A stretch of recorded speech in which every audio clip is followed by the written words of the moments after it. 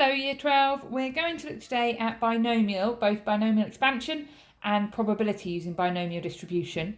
I know we've done binomial distribution and probabilities fairly recently, so I'm not going to run through any examples for that one, but I'm going to run through a couple of examples for you of binomial expansion as it was a little while since we did it. Straightforward part A's and then some application part B's. So in this first question, the first thing we need to do is do an expansion of 2 minus 6x all to the power of 6. Now, when we do a binomial expansion, you need to remember that you need to use your NCR for each term. So that will tell you, and that gives you the coefficient. And then you also have to remember that you've got one part of your bracket which is increasing in power and the other which is decreasing in power, and the power of both parts add to n. So in this example, the first thing we've got is a 2, and the second part is the negative 6x, and the negative has to be with it. Because we're doing ascending powers of x, that means we're going to start with negative 6x to the 0, then negative 6x to the 1, and then negative 6x squared, and then we're going to stop because we only want to find the first three terms. So our first one will be 6 choose 6, our 2 to the power of 6, and negative 6x to the power of 0, okay? Which when we work that out will just give us 64. We'll then get 6 choose 5, 2 to the power of 5, and a negative 6x to the 1. So the powers for the 2's and the negative 6x's, those two powers always add up to our 6 in total.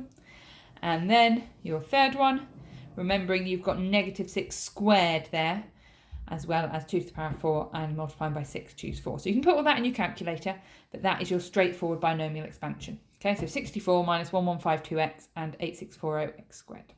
The second part says, hence or otherwise, find the first three terms of that. So the second bracket is the same one we've just done.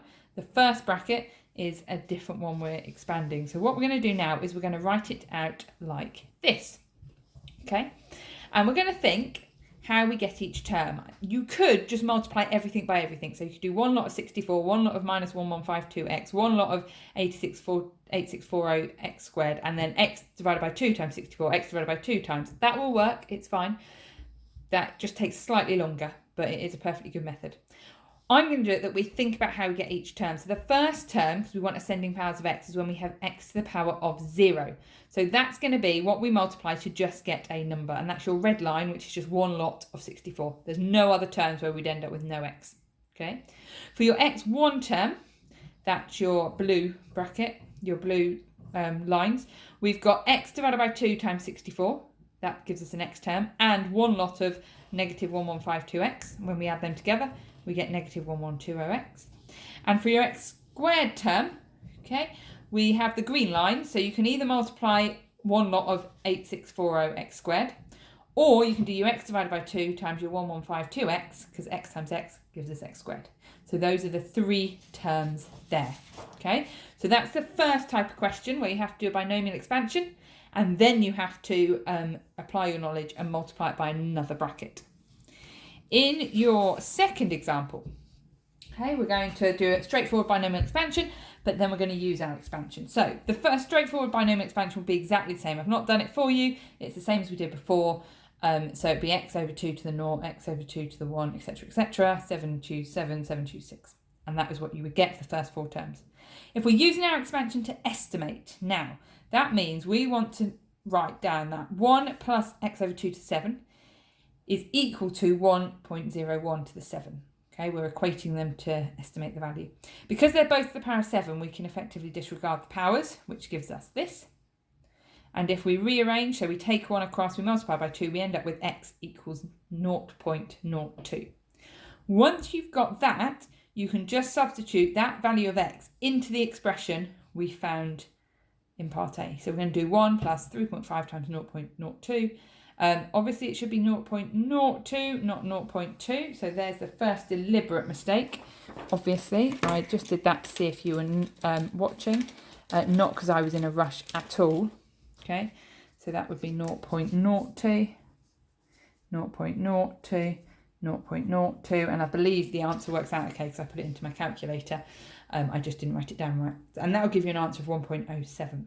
Okay, it's an estimate because if we wanted to work out the actual answer, we'd have to put it into all the terms. So we'd have to carry on our expansion and do the x to the power of 4, x to the power of 5, x to the power of 6, x to the power of 7 terms.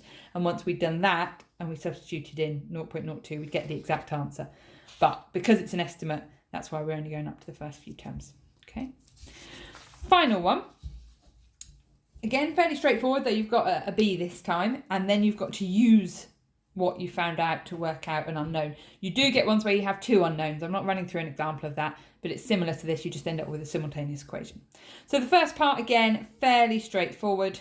You've got your b to the x, so 0, then bx to the power of 1 and bx to the power of 2. So that's your binomial expansion, okay? Then it says, given that in this expansion, the coefficient of x squared is twice the coefficient of x. So the number in front of x squared is 2 lots of the number in front of x. So ATB squared equals 2 lots of ATB, okay? So when I rearrange that, ATB squared minus 160b equals 0 and factorise.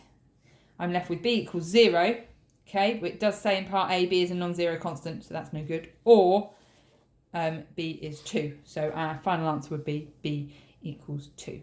I hope that makes sense. You can have a go at the questions. As I say, it does go on to binomial probability as well, but we did that fairly recently, and obviously you can come and ask me if you've got any problems. Bye.